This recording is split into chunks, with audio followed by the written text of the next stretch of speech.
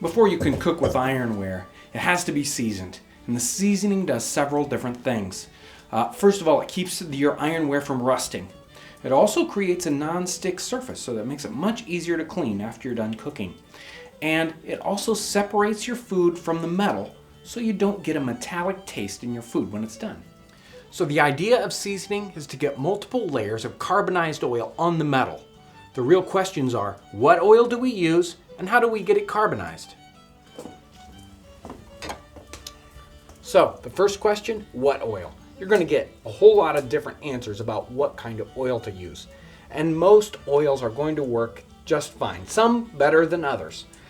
In the time period, most people probably used animal fats like lard or beef tallow. Most people today, they use vegetable oil. Today we're going to be using flaxseed oil. Flaxseed oil seems to give the hardest non-stick surface of any of the vegetable oils. It does go rancid rather rapidly, so you want to make sure to use fresh flaxseed oil. Once it's been carbonized on the surface, we don't have to worry about it going rancid. So, as for the how, we're going to do two different methods of seasoning today. And which one you choose really depends on the tools you have available to you and how big the piece is that you need to do. Today we're going to season a small cast iron pot. Now this guy's small enough that he'll fit in our oven, so we can simply bake the finish on. The pot we're using today is a brand new one, so it doesn't have any coatings on it at all. If you have a pot that has any kind of wax coating or old seasoning on it, you want to make sure to wash these off, even new ones like this, wash it off to get any coatings at all.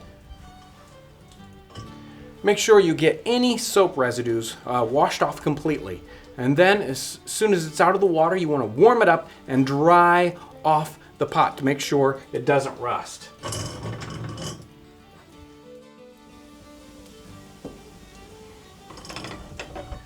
Our pot is now dry and it's warm. It being warmed up is really going to help the oil soak into the pores. Let's get some oil onto this. We're going to put oil on the inside and the outside of the pot. We want to get a nice thin coating all over the inside and all over the outside. You want to make sure to have your work surface protected because this is a messy job.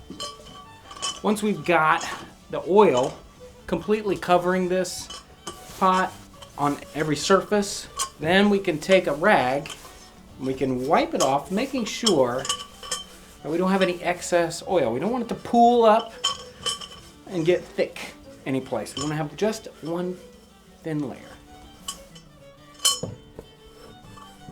Okay. So I've got the oven fired up. It's 500 or 600 degrees in there. Now, you may not have an oven like this. You can do this in a regular home oven. Just set it for 450 or 500, whatever the maximum temperature is for your home oven. But be aware that this is a smoky and smelly operation. If you do it in your home, you're going to need the windows open, the doors open.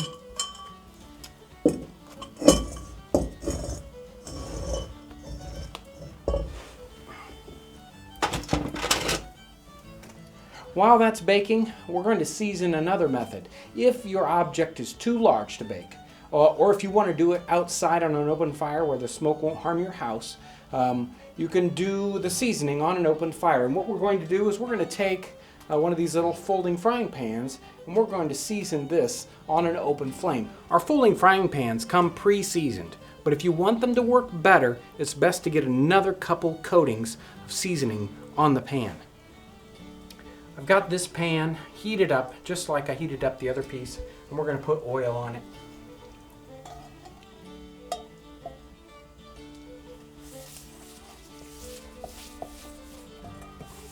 We want to get a coating on this pan exactly like the other pot. We want to get a nice thin layer on all the surfaces on the outside and the inside. Let's put it on the fire. Now let's heat the pan up until we start to see some smoke. So as this heats up, it's going to start smoking and it's going to start turning black. And what we want to do is make sure that we don't get it too hot. It's a bit of a fine line.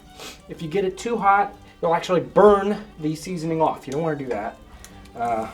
But as soon as that turns black, it starts smoking up, we're going to put another thin layer on it. We also want to hit the bottom so that it gets a good layer on it.